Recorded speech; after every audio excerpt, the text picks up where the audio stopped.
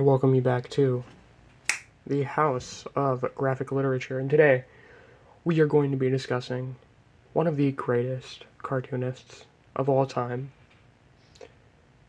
the probably the one of the most important avant-garde cartoonists of all time, and that man is Tsuge Yoshiharu. Tsuge has had a very interesting history in the States thus far. He's actually, I don't have anything here of that, but his stories, Red Flowers and Oba's Electroplate Factory, were both published in Raw Magazine by Art Spiegelman.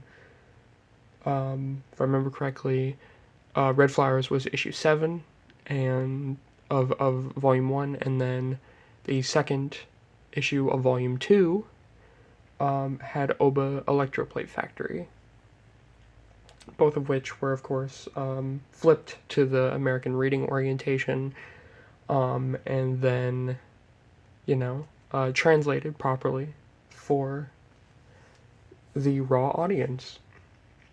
And if I remember correctly, Red Flowers was also in like a pamphlet, like how Mouse was, rather than a full-size sort of showcase. And then, in Shigeru Mizuki's Kitaro, Tsuge actually worked as an assistant, and his job was to draw the girls, because Mizuki had issues drawing women.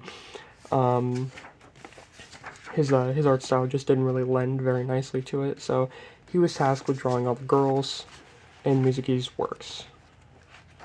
And so anytime you see a girl in Gerige no Kitaro, at least in this early day, it's Tsuge.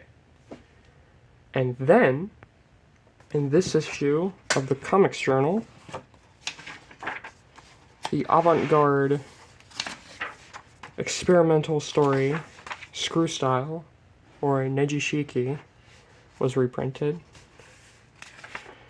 And this is actually not the first time this story has ever made it here. I forgot to mention, the very first manga to ever be published in English is Volume 2, issues 1 and 2 of Concerned Theater Japan, which published 3 stories. This, Sakura Gaho by Genpei Akasegawa, and then the first part of this Sanpei Shirato story, Red Eye, or Akame. And these were the very first manga ever published in English. And as a commemorative effort, the Comics Journal republished Nejishiki, at least, in this issue right here, Comics Journal number 250. And it's a really, really nice reprint. But Drawn Quarterly, in their eternal wisdom, decided to reprint the entire important catalog of Tsuge Yoshiharu. And this is about where we're at right now. There's a 5th volume coming very soon, and I'm pretty sure there's going to be 1 or 2 more after that, and then hopefully we'll also be getting a commemorative collection of his really early works. And these books are gorgeous. Beautiful end pages, great blown up images of the artwork, and every single one of these are anointed with the complete mature works of Yoshiharu Tsuge. This collection is curated by the great Ryan Holmberg, one of the best comics journalists of all time. He's worked very heavily on all manners of avant-garde manga, mainly stuff that showed up in Garo magazine. And that's exactly where most of this stuff showed up. But as I'm flipping through the stories here, I want to tell you a little bit about Tsuge. So, Tsuge didn't get his start at Garo. He actually started with kashihon, which is a word that I've thrown around before. And it basically just means rental book. It was basically cheap dime novels that you could get, and it would be either an anthology or just a full story. And normally those were horror, crime, sci-fi, you know, just the regular genres that you would associate them with. And then eventually that market died out. Tsuge moved to Mizuki's production studio, started working as his assistant, and then Mizuki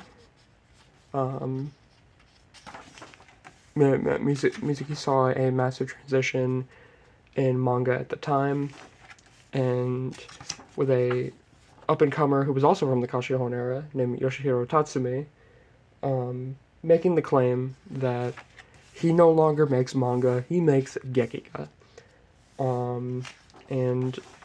With that, a bunch of people started following suit, including Shihato Sanpei and Katsuichi Nagai, who, along with Sanpei, created what we now know as Garo magazine.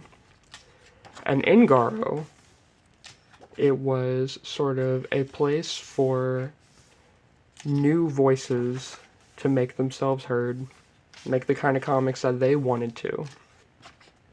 Many of which were very traditional. As you could see, all of this work so far, very traditional. Everyone's wearing kimono. It's probably set somewhere in like Edo period. And a lot of the stuff is just like slice of lifey. As you could see, there's a lot of Mizuki DNA in these pages, especially with the paneling. But pretty quickly, Tsuge starts to grow into his own, and especially with this story right here, The Swamp, which is what the volume is named after. The Swamp is one of these stories that Yoshiharu Tsuge cites as true gekiga in his book Gekiga University or Gekiga College. I can't remember the exact title, but he cites one of his stories, this story, and then another story as well as true gekiga. And this story is extremely striking. Not only is it very surreal and not very obvious as to what's going on in it, but the paneling is a lot more experimental. The figures are very dead-eyed, because as you could see with these guys, you know, they're a lot, you know, sillier looking, a little bit more expression. But both of these characters look dead, and there's a certain unsettling nature to it.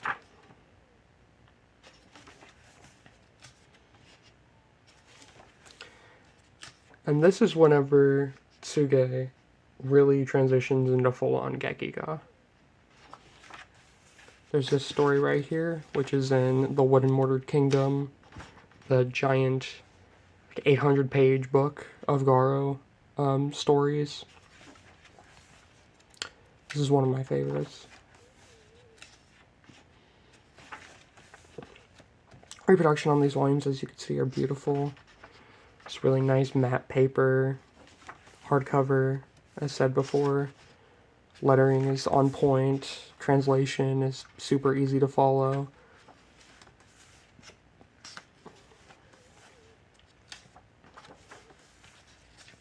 Mushroom hunting. This is in a great anthology, all about mushroom comics. Again, that dead-eyed stare. I don't really know where Tsuge got that from, but it becomes such a part of his work. This is actually a remake of Akashihan that Tsuge did.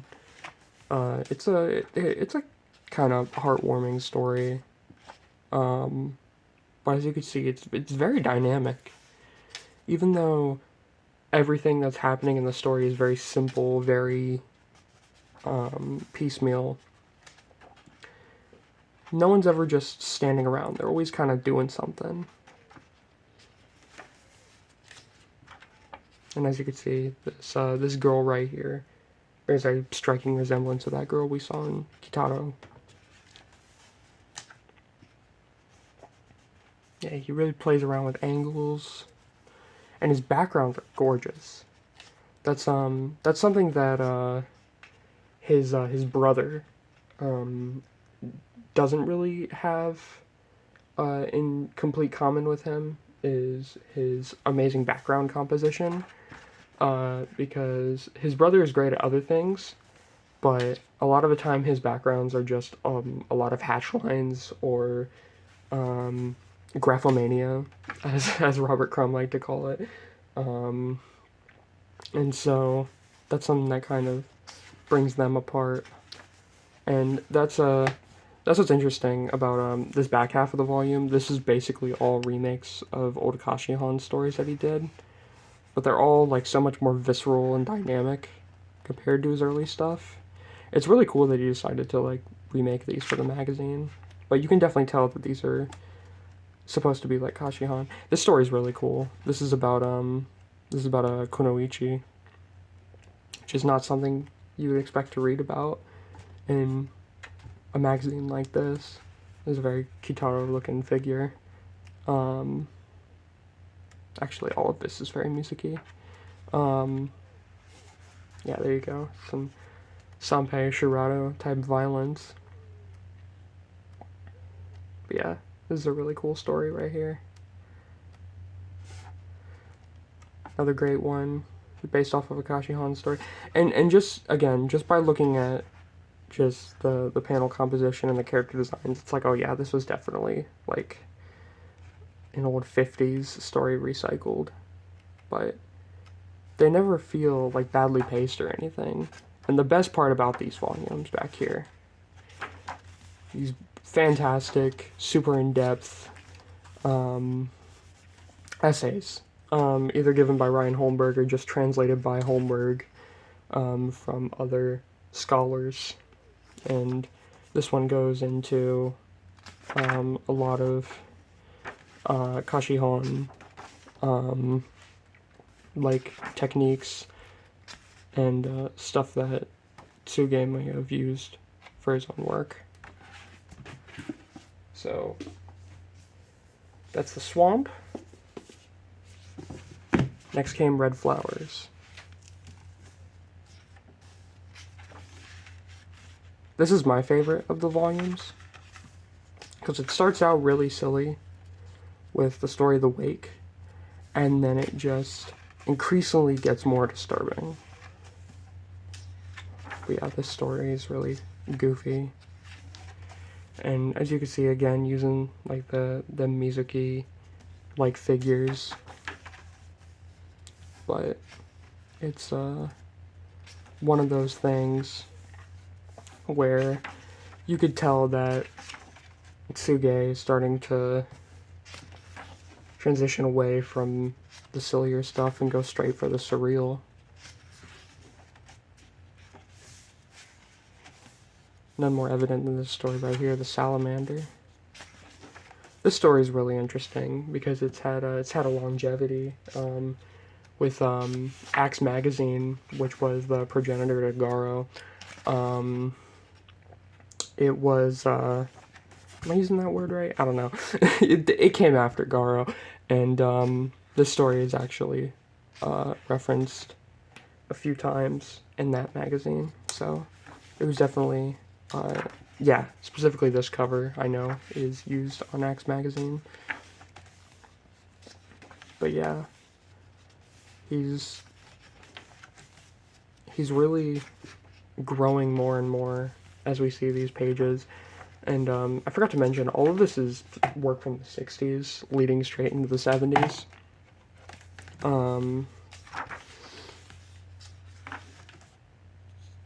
The story's really nice.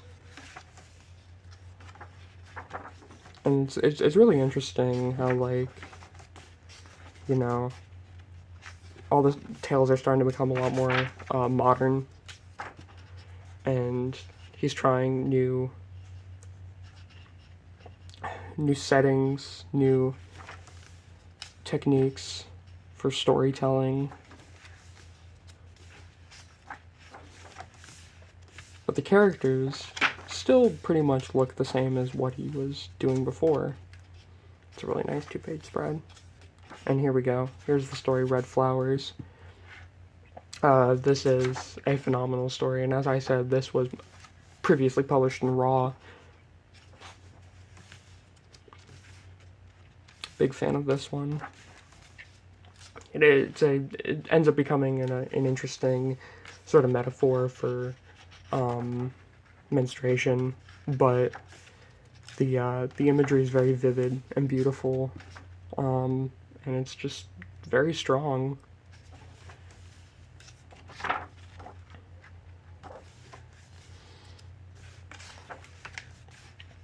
Yeah, this is whenever he really gets to flex his chops for drawing these beautiful backgrounds. Just look at this stuff, man. And pretty soon, Tsuge is going to have a pretty big change in his lifetime. I don't want to say too much about the guy, because I feel like it's laid out pretty well in these volumes. Holmberg has these very nice, strong essays that sort of give you that insight. But Tsuge was a very depressed guy. I mean, he tried to kill himself a few times, and he was just not doing well for a while. And he used making comics as sort of his getaway from all of his demons, so to speak. And all the work in here is really beautiful. And again, oh yeah, here's another Kashihan story that he repurposed. Yeah, this is one of my favorite essays, because this is the one that actually does go fully in on Tsuge's life, and it's a very depressing but very insightful read.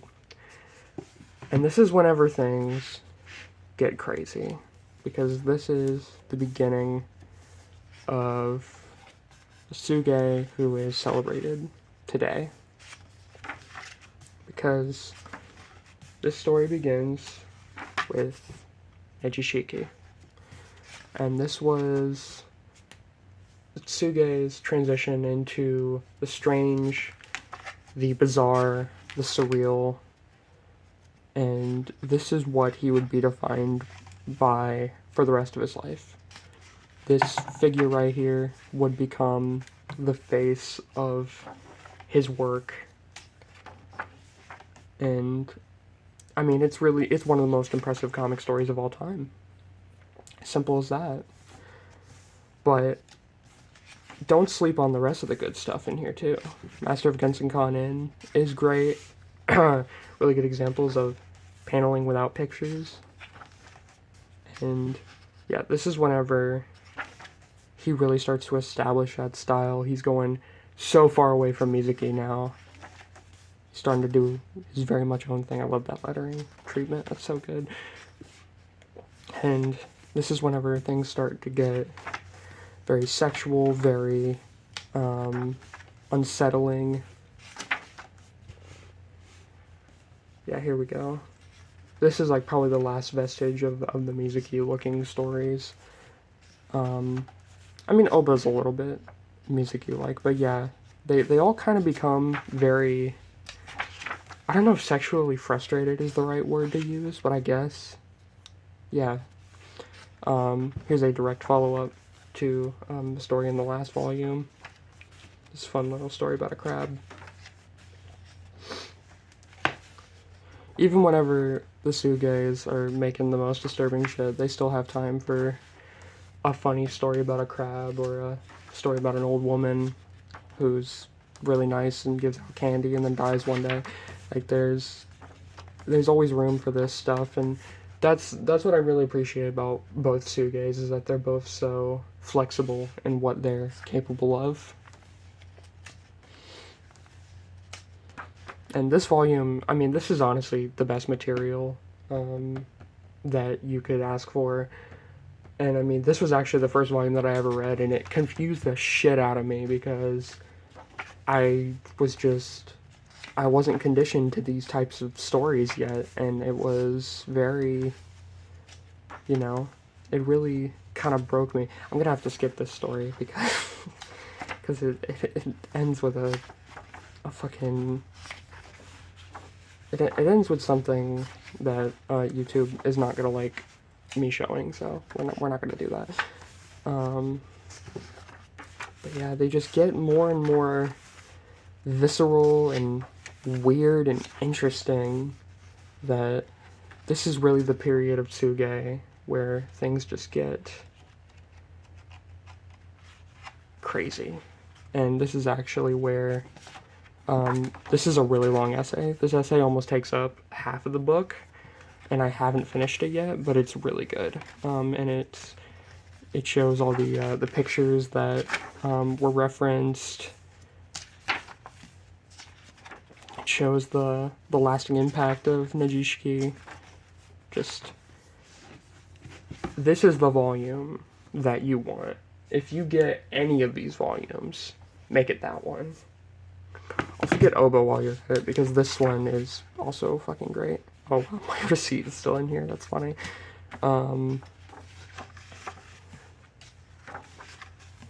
Yeah, this is a great one too. This is whenever the stories just start to go full on depression. Like last volume was like sexual deprivation, and like a lot of that is still here too, but a lot of these stories are just like very slice of lifey, but also just depressing as fuck. This is Oba again. As I said, this was reprinted in Raw, and that's a very striking image.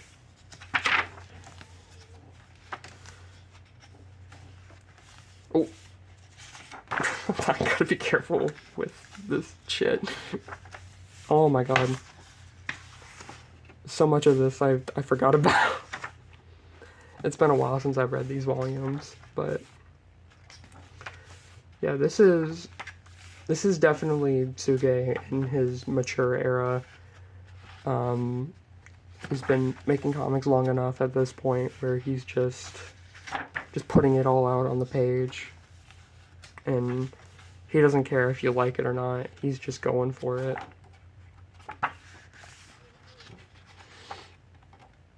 Also notice how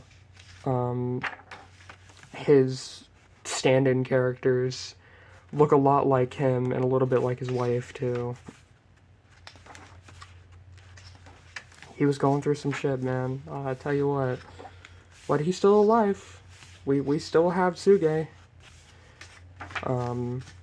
But his depression is it got a lot worse whenever he lost his wife in the 90s, and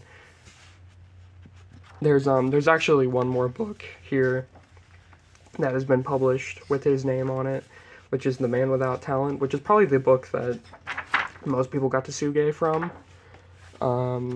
But I've been saving that for my last read because I want to see everything that he did beforehand. and then I want to read The Man Without Talent. I hear The Man Without Talent is extremely depressing, though. It's probably going to be a kind of difficult read for me, but I'm hoping that with me reading all these, it'll condition me for what that will eventually be like. And then there you have the very last essay regarding Tsuge. And as I said, this is only the beginning, as there will be about 3 more volumes of this material that will be reprinted and given to us for the very first time by the Eternal, drawn in quarterly. And this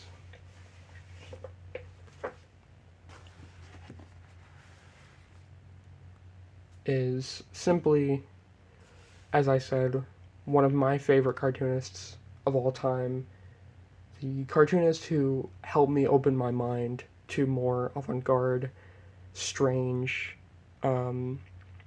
very existential comics that I think everyone should read at some point. If you find yourself very interested in comics history and just especially just the history of manga in general, you really owe it to yourself to read Tsuge, whether it be just Neji Shiki or you pick up all 4 current volumes of this collection. He's one of those figures that you gotta read him eventually. And there's no better opportunity than now, because we are in a golden age of classic manga in the States. Not only the famous shit, but also stuff like this. And with that said, that's going to do it for today's video. I really hope you enjoyed learning a little bit about Yoshiharu Tsuge, looking at his beautiful work throughout the years.